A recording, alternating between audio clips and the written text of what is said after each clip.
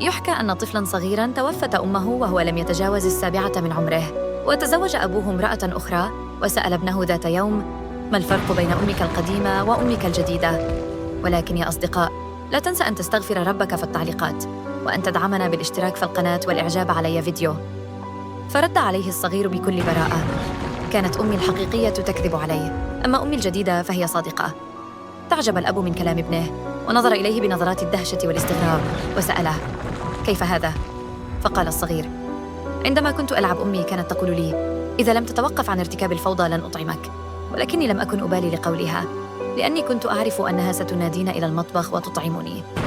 أما الآن عندما ألعب تقول لي أمي الجديدة: إذا لم تتوقف عن اللعب فلن أطعمك، وها أنا جائع منذ يومين. هل هناك من يعوض الأم؟ ضع لايك لنرى عدد المحبين لأمهاتهم، ولا تنسى كتابة دعوة جميلة لأمك في التعليقات.